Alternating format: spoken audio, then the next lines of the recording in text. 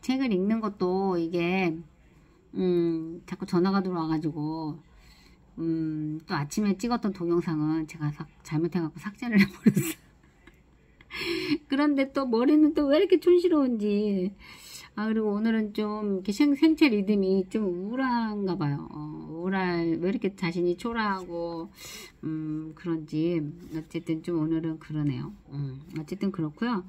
그래서 그때 읽었던 부분 중에 이제 김승호 회장님이 결혼 그 30주년을 맞이해서 아내와 세계 여행을 떠났는데 프라이빗 제트 비행기를 빌려서 컨시어지가 몇 명씩이나 따라붙고 의사와 요리사까지 대동하는 세계에서 제일 비싼 여행 패키지 상품으로 이제 총 9개국을 돌면서 최고급 호텔에서 최고급 요리와 최고의 대우를 받고 공항에서조차 특별 게이트와 비밀 라운지를 통해 입출국이 이루어지고 함께한 사람들은 미국, 캐나다, 영국, 남미에서 온 기업인들, 투자자들, 법률회사 대표, 멕시코 목축업자, 카레에서 음악 산업을 하는 그런 청년들이었대요.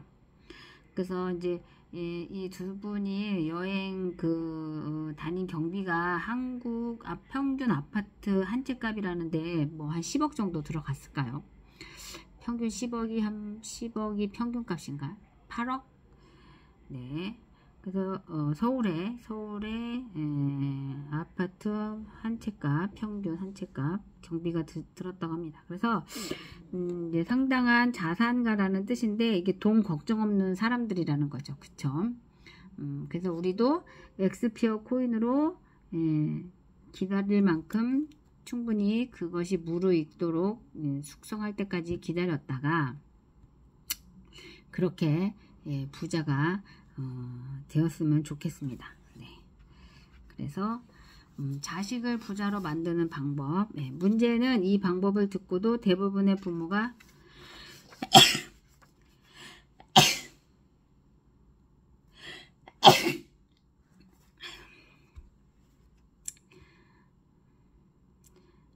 부모가 자식에게 이 방법을 전달하지 않는다는 것이다. 이건 거의 확실하다. 이 비법을 전달하고 응원하는 사람이라면 본인이 이미 그렇게 하고 있기 때문이다. 최근 초, 중, 고 장래 희망 조사에서 아이돌, 유튜버, 건물주, 운동선수가 나오고 있다. 고학년일수록 교사, 교수, 공무원 같은 안정적인 직업이 아이들의 희망이라고 한다. 결국 이 꿈은 돈을 많이 벌거나 돈을 안정적으로 벌고 싶다는 꿈이다. 만약 자녀가 공부를 그다지 좋아하지 않고 시키지 않으면 공부를 하지 않는다면 이런 자녀를 위한 근사한 직업이 하나 있다. 이 직업은 고집이 있어야 하고 대항하고 저항하고 아니요, 싫어요를 할 수 있는 자녀에게 적합하다. 바로 기업가다. 이런 자녀에게 이 모든 것을 할 수 있는 직업으로 기업가가 있다는 것을 알려주고 싶다. 기업가가 되면 다양한 직업에 종사하는 사람들을 고용하는 사람이 되거나 그들과 함께 일하는 사람이 된다.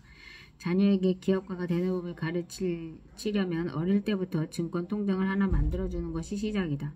중학생 정도면 아주 좋고 대학생 자녀도 좋다. 한두 달 학원비 정도의 금액을 맨 처음 넣어주고 그 금액의 70%로는 한국 최고 기업의 우량주를 사주고 30% 정도는 자녀의 결정에 따라 회사를 고르게 한다. 자녀들이 사용하는 브랜드 중에 그들 사이에서 인기가 있는 제품이나 서비스가 제공되는 곳이 있을 것이다. 자녀와 토론을 통해 그런 종목들을 산다. 이 기회를 통해 자녀에게 증권 브랜드, 회사가치, 배당 같은 경제 용어를 가르친다.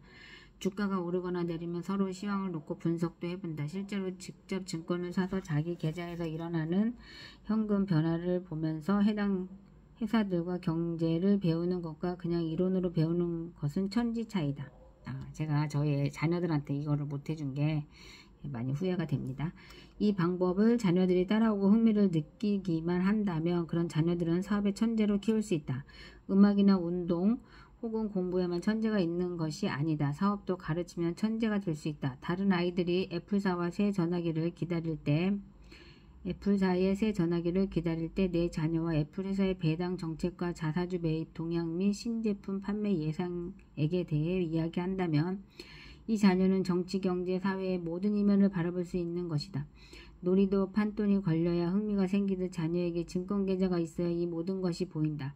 주식 투자는 단순한 투자 문제가 아니다. 사업을 이해하고 국가와 세계 경제를 이해하고 회사의 경영 시스템이 움직이는 것을 현장에서 볼 수 있게 하는 도구다. 한국의 존 리 대표의 제안처럼 사교육비로 돈을 쓰느니 차라리 그 돈을 아이가 어렸을 때부터 증권계좌 안에 넣어두면 아이가 대학 갈 때 학비로 쓸 수도 있고 창업을 할 수도 있을 만한 돈이 모일 것이다. 만약 자녀가 창업이나 사업을 하고 싶어 하면 그에 맞는 공부도 저절로 찾아서 하게 된다. 그들은 왜 수학이 필요하고 영어가 필요한지 몰랐을 뿐이다. 자기 스스로 대학 교육이 필요하다고 느끼면 대학을 간다 할 것이다. 무엇이든 필요하다고 느끼면 알아서 공부하게 된다. 기업인들의 강연에 데리고 다니고 주주총회에 참여하고 박람회나 기업체 방문을 통해서 경영자의 꿈을 가질 수 있도록 격려하라. 이거는 저도 해야 됩니다.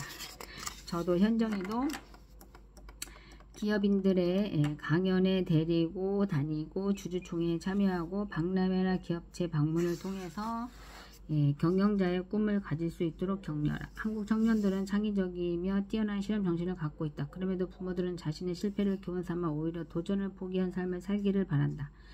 그래서 나온 방안이 결국 공부 잘해서 대기업에 취직하거나 전문직에 안착하는 것을 목표로 두는 것이다. 젊은이들의 가능성은 무한하다. 부모들은 자기 자녀의 가능성을 너무 가소평가하고 있다. 한 젊은이가 마음먹으면 무엇을 할 수 있는지 어떤 가능성이 있는지 감히 짐작도 못한다. 부모의 포기를 자녀에게 물려주지 마라. 나는 범죄에 연루된 일이 아니라면 아이가 무엇을 하든 상관하지 않는다. 자기가 좋아하고 자기가 하고 싶은 일을 하고 사는 것이 인생이다. 저도 이렇게 생각합니다. 자기가 좋아하고 자기가 하고 싶은 일을 하고 사는 것이 인생이다. 어디까지 갈지 모르는 한 아이가 고작 대기업 직장인이 꾸민 목표에 동참하게 하지 말기를 바란다. 이스라엘은 국가와 사회와 대학이 앞장서 창업을 하겠다는 청년들을 적극 돕는다. 이스라엘 청년들의 꿈은 미국 나스닥 상장이다. 이미 나스닥에는 수도 없는 이스라엘 회사들이 상장하고 있다. 무려 40%의 회사가 이스라엘의 소유다. 왜 한국 청년들은 이 미국 나스닥 상장을 꿈꾸지 않고 건물주가 꿈일까? 부모의 잘못이다. 이스라엘 사람들은 특이한 도전 정신을 후주파 정신이라고 부른다. 후주파 정신. 후주파란 뻔뻔하고 당돌하고 저돌적이고 도전적인 정신을 말한다. 후주파. 후주파. 뻔뻔하고 당돌하고 저돌적이고 도전적인 정신을 뜻한다. 앞으로 현정이는 후주파 이면정이라고 불러주세요. 후주파 이면정. 후주파 이면정. 후주파 임현정. 뻔뻔하고 당돌하고 저돌적이고 도전적인 정신을 뜻하는 후주파. 당신 자녀와 딱 맞지 않는가? 집안에 뻔뻔하고 당돌하고 말 안 듣고 건방진 자녀가 한 명씩은 있을 것이다. 어려서부터 형식과 권위에 얽매이지 않고 저항하고 따진다면 이 아이가 사업가가 될 아이다. 이런 아이에게 도전과 창업을 격려하고 실패를 두려워하지 않는 문화를 만들어주지 못했기에 유능하고 창의적인 아이들이 안정적인 공무원이나 교사가 꿈이 되어버린 것이다. 자식들의 이번 생일에는 기업가라고 적힌 근사한 명함을 선물해 주길 바란다. 자녀가 명함을 가지면 단박에 어른이 된다. 사회적 생산의 한 부분을 감당하는 구성원이기 때문이다. 기업가, 기업가, 후주파. 저축과 투자 계좌를 만들어주고 듬뿍 격려를 하는 것만으로도 아이는 삶의 실체적 도전 정신을 가질 수 있다. 자기가 하고 싶은 것을 하면서 살 수 있고 도전과 실패를 이어갈 수 있는 부모의 지지가 있다면 반드시 성공할 것이다. 번번이 실패해도 한 번만 성공하면 된다. 만약 이렇게 자식을 기업가로 응원하고 지원하는 부모가 당신의 부모였더라면 당신도 지금 직장인이 아니라 그 회사 사장이 되지 않았을까? 어느 날 반드시 당신 자녀가 그동안 증권계좌에 넣어둔 돈의 수백 배를 돌려받는 날이 있을 것이다.